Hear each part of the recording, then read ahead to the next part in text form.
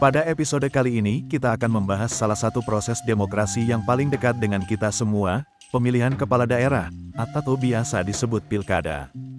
Pilkada adalah salah satu mekanisme penting dalam sistem demokrasi di Indonesia. Melalui pilkada, masyarakat memiliki kesempatan untuk memilih pemimpin di tingkat provinsi, kota, atau kabupaten. Pemilihan ini menjadi wadah aspirasi masyarakat untuk menentukan siapa yang akan memimpin daerah mereka selama 5 tahun ke depan. Untuk memulai pembahasan, mari kita sedikit menengok sejarah.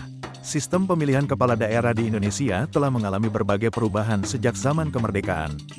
Pada awalnya, kepala daerah dipilih oleh pemerintah pusat.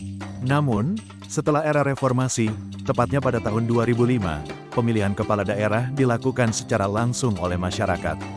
Hal ini merupakan tonggak penting dalam memperkuat demokrasi di tingkat lokal. Namun, perjalanan pilkada tidak selalu mulus. Ada beberapa tantangan yang dihadapi, seperti isu politik uang, kampanye hitam, dan kurangnya partisipasi pemilih. Tetapi di sisi lain, pilkada juga menjadi ajang bagi munculnya pemimpin-pemimpin baru yang inovatif dan dekat dengan masyarakat. Lalu, bagaimana sih sebenarnya mekanisme pilkada itu? Secara umum, pilkada dilakukan melalui beberapa tahapan, mulai dari pendaftaran calon, masa kampanye, hari pemungutan suara, hingga pengumuman hasil akhir. Namun, di balik proses yang tampak sederhana ini, ada banyak tantangan yang harus dihadapi. Misalnya, proses verifikasi calon yang terkadang menimbulkan kontroversi, serta praktik-praktik kecurangan seperti politik uang yang masih sering terjadi. Tidak hanya itu, pada era digital seperti sekarang, hoaks dan ujaran kebencian di media sosial juga menjadi ancaman yang serius bagi pelaksanaan pilkada yang sehat dan adil. Sebagai warga negara, partisipasi masyarakat dalam pilkada sangatlah penting. Ingat, suara kita adalah penentu masa depan daerah. Pilihlah calon yang memiliki rekam jejak yang baik dan visi yang jelas untuk memajukan daerah. Selain itu, penting bagi kita untuk menjadi pemilih yang cerdas. Hindari terpengaruh oleh janji-janji manis yang tidak realistis atau kampanye hitam yang menyerang pribadi calon. Pastikan kita memilih berdasarkan program kerja dan kapasitas calon untuk memimpin. Di era digital ini, pilkada juga mengalami perubahan wajah. Kampanye tidak lagi hanya dilakukan melalui pertemuan langsung atau baliho di pinggir jalan.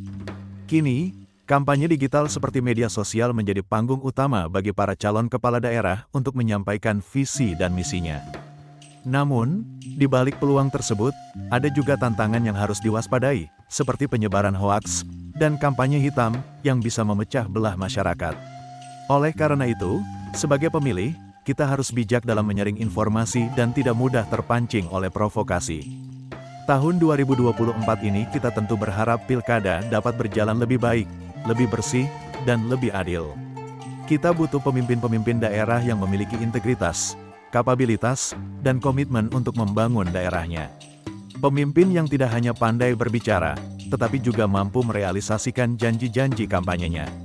Semoga pilkada tahun 2024 ini dapat menjadi ajang pembelajaran bagi kita semua untuk lebih dewasa dalam berdemokrasi.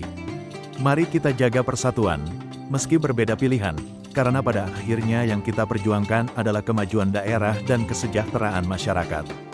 Terima kasih telah mendengarkan episode kali ini. Jangan lupa untuk terus mengikuti kami, dan bagikan pemikiran Anda di kolom komentar. Sampai jumpa di episode berikutnya, dan tetap jaga semangat berdemokrasi.